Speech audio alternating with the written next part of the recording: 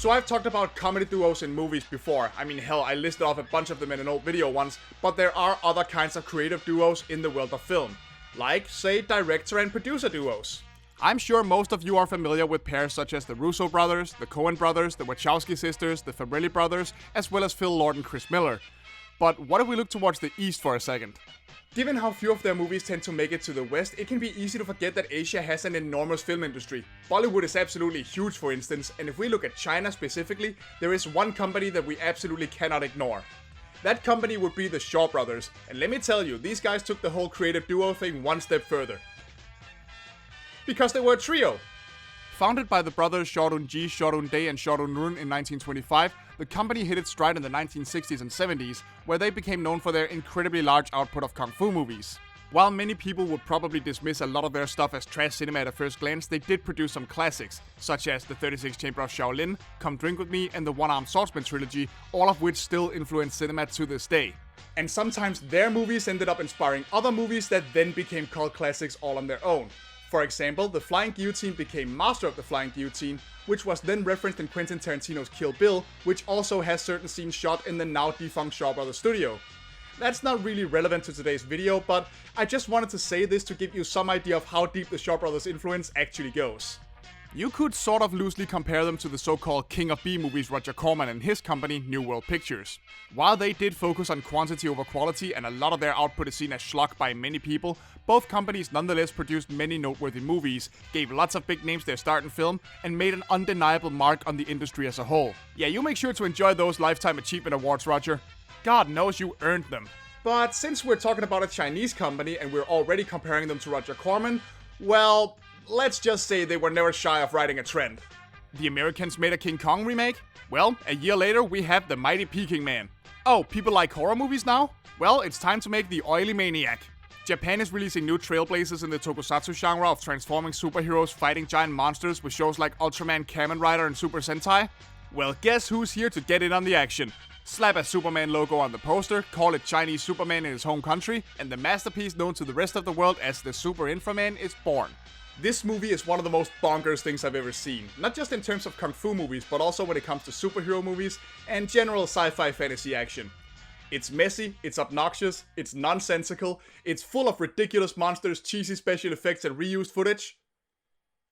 And it is completely and absolutely glorious in every possible way. Let's watch it! Well, like any good movie, it begins peacefully as we watch a school bus full of children happily singing a song. Right until a dragon rams into the bus, throws it down a cliff, and sets the nearby town on fire. We are not even 3 minutes in, people. According to Professor Liu and his science patrol, a long-dormant volcano called Mount Devil has suddenly erupted, and disasters and monster sightings are rampant all over China. All of this is the work of our film's villain, the monstrous Princess Elzebub, who demands humanity's surrender. 地球上的人类听着，我是冰河魔主，我已经将地球占领。从现在起，我是地球的新主人。 So what I'm showing you right now is the original Chinese version of the movie with English subtitles, and that's fine. Princess Elzebub is a perfectly valid villainous name, but let me tell you one thing. That name cannot hold a candle to the name that she got in the official English version of this movie. Are you ready to hear this? 'Cause I don't think you're ready to hear this. Greetings to you Earthlings. I am Princess Dragonmom. Princess Dragonmom. Princess Dragonmom. Princess Dragonmom. Princess Dragonmom. Princess Dragonmom! At some point in history, a grown-ass adult watched this movie, decided to name the villain Princess Dragonmom, and somehow convinced every other grown-ass adult in the room that this was a great idea. What's her power then? Nagging at Smaug for not doing homework? Giving Falcor shit for never coming home for Thanksgiving? Does she get on Vermithrax's case for not giving her grandkids yet? Oh, a nice touch giving her a pink bow. You know, just in case the armored boobs and the long flowing blonde hair didn't clue you in that the villain is totally a girl. I don't care what the subtitles say, I'm calling her Princess Dragonmom for the rest of the movie. Anyway, Liu orders the Science Patrol to fetch him their best man, Rayman. And how do we best establish our hero? Well, you can never go wrong with rescuing a baby from a fire now, can you? I mean, hey, if the heat gets too much, you can always call on Bob for backup. I'm brave.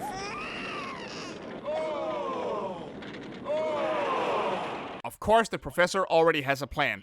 He wants to execute Plan DBX and turn Rayma into a hero strong enough to resist the devil, but it is a painful and possibly fatal process. Not that that deters Rayma, who instantly agrees to do it. Meanwhile, we get to meet Princess Dragon Mom's monster minions, and they are a wild bunch to say the least. There's Mutant Drill, Witch Eye, Plant Monster, some Spider Guy, 2 robots, and also whatever the hell this guy is. Good lord, that is an ugly-ass Hatchimal. I want my money back. I also just love this shot of them receiving Dragon Mom's orders. I like to imagine this is just what they do all day. They just stand in their room swaying back and forth, cackling and being evil. Man, what a life. Anyway, Dragon Mom sends Plant Monster and Mutant Drill to attack the Science Patrol Center and... Oh my god! Oh, I can't be afraid of these guys. I mean, look at how they walk. They're so giddy about getting a job to do, man. They're freaking adorable. Following the leader, the leader, the leader. We're following the leader, wherever he may go. While Mutant Drill kidnaps a Science Patrol worker named Su Min, Plant Monster plants himself under the patrol's headquarters and grows into monstrous vines that attack everybody. He even manages to cut the power, all while Rayma is still being converted into Inframan. It's now up to a random Science Patrol member to restore power before Rayma dies on the operating table, and holy shit! Look at him go with that saw! Okay, serious question. Can we have a spin-off movie about that guy? Well, his efforts pay off. Rayma fully transforms into the Super Infra-Man, which he celebrates by doing 4 backflips in a row and testing his new strength on absolutely every piece of expensive equipment in the lab. And yes, they do replay those backflips every time he transforms. Why do you ask? Anyway, Rayma goes off to karate chop away at the Plant Monster, and we get to see what this film truly excels at. Explosions! Inframan throws bombs, he fires lasers, even his kicks explode, along with that shit the Plant Monster is spitting. Everything in this movie explodes! To quote James Rolfe, this film should come with a warning label stating that it's highly combustible and could go BOOM! Inframan finally ends the fight by scoping out the thing's heart and shooting it with his laser, and thus the Science Patrol headquarters are saved. Su Min unfortunately isn't quite so lucky, as Dragon Mom orders her minion Witch Eye to brainwash him to follow her orders. 是，我永远效忠魔主。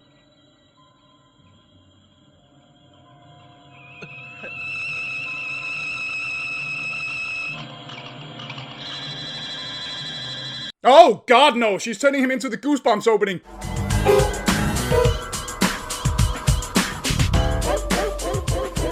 And since Super Kung Fu, exploding boots, lasers and throwable bombs just don't make enough of an arsenal, Professor Liu tells Rayma to wait before attacking Dragon Mom, at least until he has finished developing a new weapon, the Thunder Fist. 闪电拳，对，闪电拳， Thunder Fist? 对，闪电拳，闪电拳， Yes, Thunder Fist. 闪电拳，对，闪电拳， Thunder Fist? 对，闪电拳。 The newly brainwashed Su Min tries to steal the Inframan blueprints for Dragon Mom, but he's caught in the act by Rayma. And in accordance with this movie's unique brand of logic, that leads to a motorbike chase, which directly leads to a fight with some spider monster and a bunch of biker skeletons. You know, just normal shit that happens every day. And once again, the Science Patrol proves capable, what with running motherfuckers over with their bikes and throwing kung fu moves all over the place. Man, screw having an army. From now on, every nation should be defended by their own squadron of super kung fu biker scientists wielding circular handsaws. I mean, just stop for a moment and try and imagine the wars. God damn, I wasn't expecting a rap battle, but this spider dude is spitting fire. Of course, the villains are always cheating bastards, and the fight is soon interrupted by this weirdo jumping guy that shoots lasers from his horns. And you know what happens when the hero and the villain can both shoot lasers. It's Beam Award time, bitches! Next time on Dragon Ball Z. Once Rayma manages to knock the horn dude in the water and blow him up, he turns his attention back to the spider monster, who suddenly grows to giant size. Which Inframan can also do now, because the Shaw brothers really want that Ultraman money. One throw into a power plant later and the bug guy is back to normal. At which point Inframan decides to finish him. Oh, gross!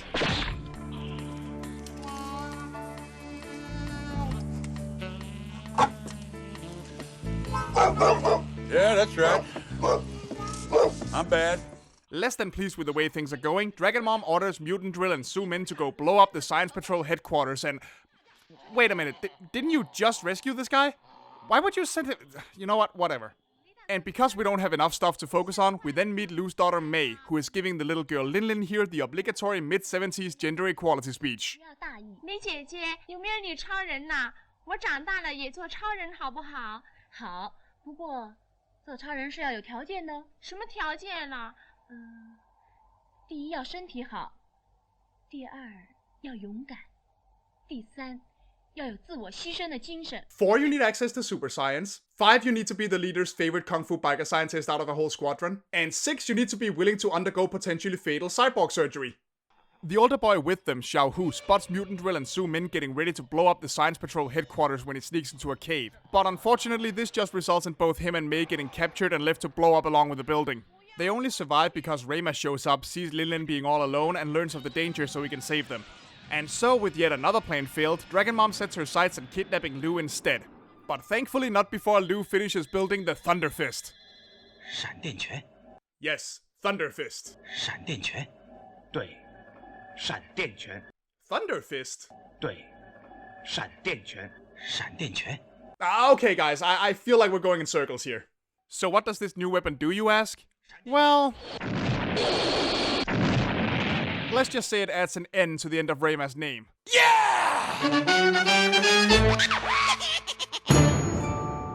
After a tender moment where Lu and May bond a little, May is instantly kidnapped, and Dragon Mom demands that Lu come see her alone if he ever wants his daughter back. Why, it's almost as if that last scene only exists to make this one more emotional. Lu complies, but he does tell Rayma to be ready to attack in case something goes wrong. So off Lu goes and...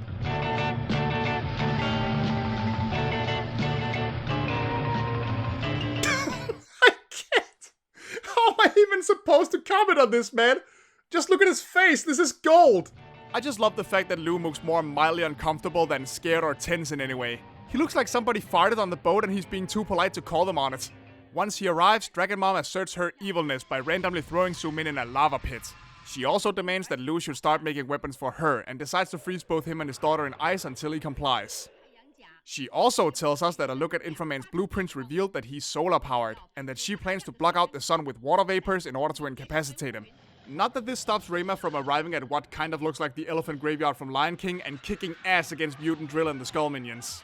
Oh, what are you gonna do? Are you gonna use the explosive boots or your laser or your fire bombs or maybe your new rocket punch?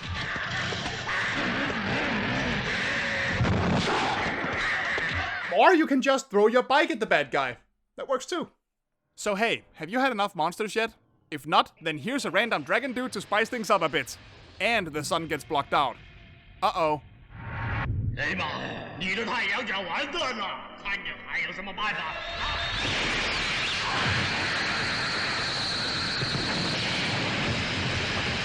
Well, you know, ask a stupid question and all that. Once Dragon Dude and Mutant Drill are dead, Rayma goes into the fortress and... Okay, look, do you even need me to recap the plot at this point? It's basically all fight scenes from here. Not even getting thrown in the lava pit slows this fucker down. He just jumps back out and slices off Witch Eye's hands before moving on to fighting the robots.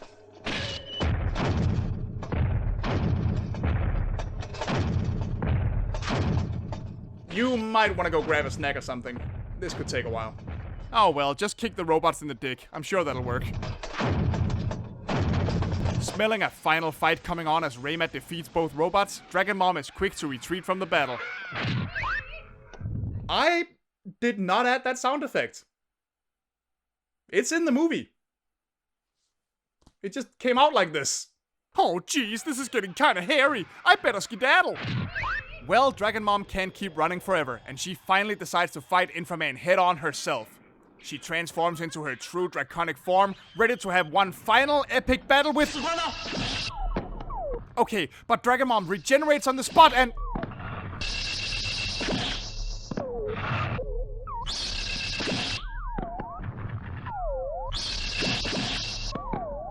Could you fucking not?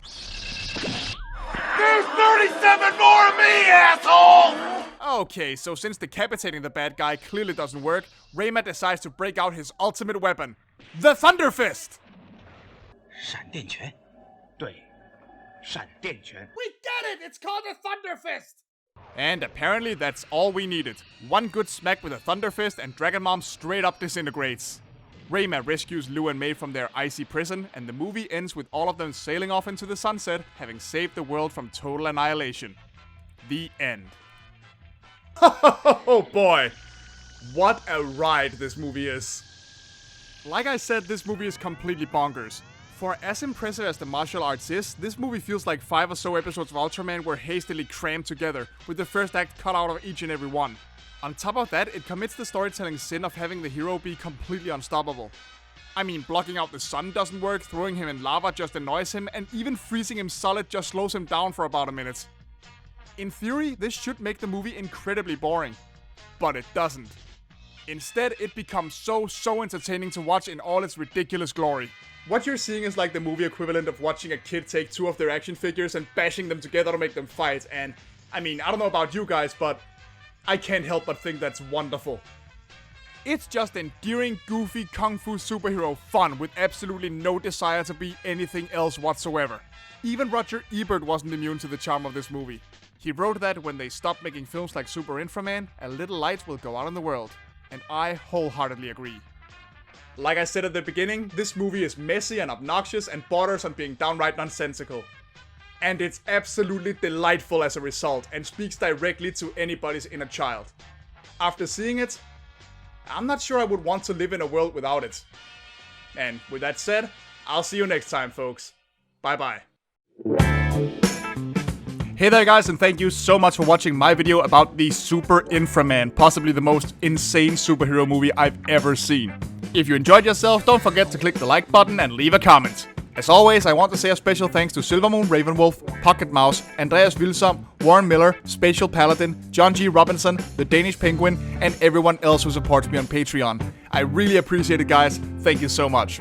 And if you're listening to this and you're thinking you want to support me as well, you can find the links to my Patreon, Ko-fi, and TeePublic pages in the description below. And while you're down there, there's also a link to my Discord server, which you're more than welcome to join. And if this is your first time on the channel, don't forget to subscribe to see more crazy videos in the future. Bye bye.